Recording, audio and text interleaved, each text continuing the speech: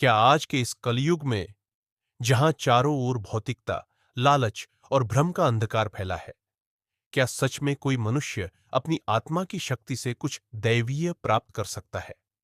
क्या आज भी तप, ध्यान या साधना से कोई ऐसी शक्ति मिल सकती है जो भौतिक सीमाओं से परे हो?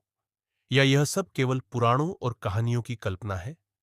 आज हम इसी रहस्य की परतें खोलेंगे, विज्ञान की दृष्टि से, आध्यात्मिक साधना की दृष्टि से और चेतना के विज्ञान से। सिर्फ सुनो, क्योंकि सुनने से मस्तिष्क पर गहरा प्रभाव पड़ता है। हिंदू दर्शन के अनुसार समय एक चक्र है, जिसे कल्प चक्र कहा गया है। इसमें 4 युग आते हैं: सत्य युग, त्रेता युग, द्वापर युग और कलयुग। हर युग का अपना स्वभाव, ऊर्जा और चेतना स्तर होता है। सत्य युग यह पूर्ण सत्य, धर्म और ध्यान का युग माना गया है। लोग सीधे ईश्वर से संपर्क कर सकते थे। त्रेता युग यह शक्ति और तप का युग, जहां राम जैसे अवतार हुए। द्वापर युग ज्ञान और युद्ध का युग, जहां कृष्ण का गीता उपदेश मानवता का मार्गदर्शन बना। कलयुग भ्रम, अंधकार और अविश्वास का युग। कलयुग में कहा गया है कि धर्म का केवल एक भाग बचा है, लेकिन यही युग सबसे शक्तिशाली भी हो सकता है, क्योंकि जहां अंधकार अधिक होता है, वहीं प्रकाश की खोज सबसे गहरी होती है।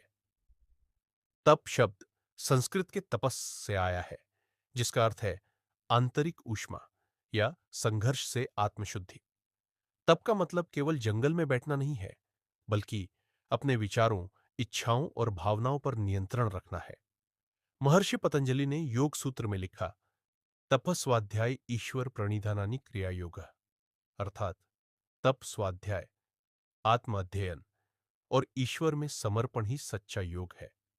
प्राचीन ऋषियों ने कहा, जब कोई व्यक्ति निरंतर साधना में लग जाता है, तो उसके भीतर की आध्यात्मिक ऊर्जा जागृत होती है, जिसे आज हम दैवीय शक्ति कहते हैं। दैवीय शक्तियां यानी सिद्धियां। योग दर्शन में कहा गया है कि ध्यान और तप से व्यक्ति को कई प्रकार की सिद्धियां प्राप्त हो सकती हैं। अणिमा सिद्धि, स्वयं को सूक्ष्मतम बना लेना। लघिमा सिद्धि, अत्यंत हल्का हो जाना। महिमा सिद्धि, विशाल रूप धारण करना। प्राप्ति सिद्धि, दूरस्थ वस्तुओं को प्राप्त करने की शक्ति। ईशित्व और वशित्व, प्रकृति के तत्वों पर नियंत्रण। अब प्रश्न उठता है, क्या यह सब वास्तविक है या प्रतीकात्मक? आगे सुनो। आधुनिक विज्ञान कहता है कि हर वस्तु, हर जीव, हर विचार ऊर्जा से बना है।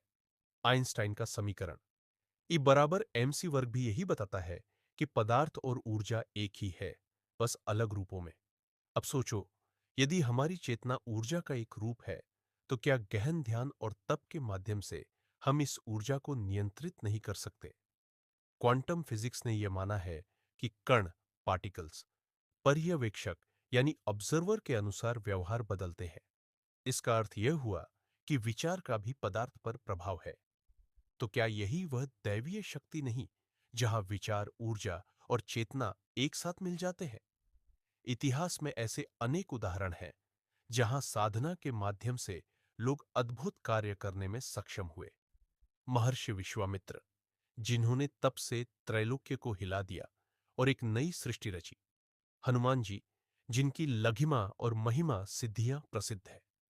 श्री रामकृष्ण परमहंस, योगानंद, साईं बाबा, इन सभी संतों के जीवन में चमत्कार जैसे अनुभव दर्ज है। आधुनिक युग में भी कई साधक बताते हैं कि गहरे ध्यान में वे ऊर्जा, प्रकाश या किसी अन्य आयाम से संपर्क महसूस करते हैं।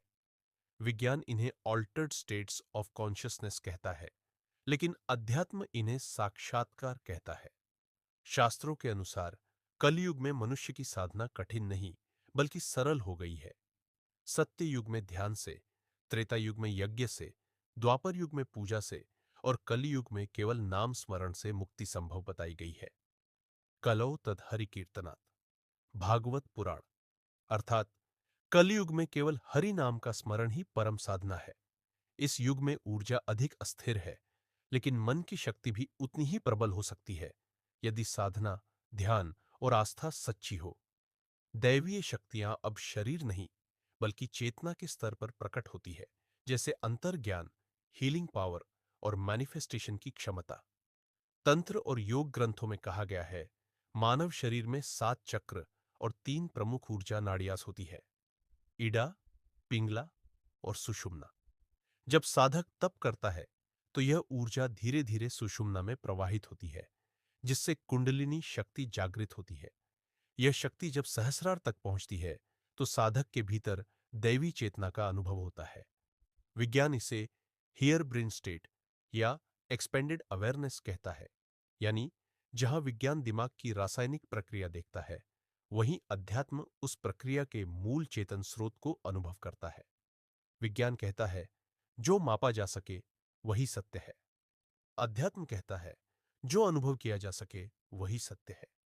दोनों गलत नहीं, बस दृष्टिकोण अलग है। विज्ञान बाहरी सत्य खोजता है, अध्यात्म आंतरिक सत्य।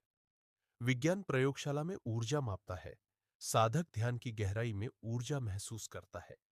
शायद भविष्य में जब चेतना का विज्ञान पूरी तरह समझा जाएगा, तब दैवी शक्तियां और ऊर्जा नियंत्रण दोनों एक ही विज्ञान के दो पहलू साबित होंगे। क्या कलयुग के बाद कोई युग हो सकता है? कलयुग अनंत नहीं है। पुराणों के अनुसार जब कलयुग का अंत होगा, तब एक नवयुग का आरंभ होगा, जहां मानव की चेतना पुनः विकसित होकर सत्य युग की ओर लौटेगी। यह एक चक्र है। जैसे रात के बाद सुबह आती है, वैसे ही अंधकार के बाद प्रकाश। और शायद आज के मानव की तपस्या, ध्यान और साधना उसी नव सत्य युग की नींव रख रही है। तो क्या कलयुग में भी दैवी शक्तियां संभव है?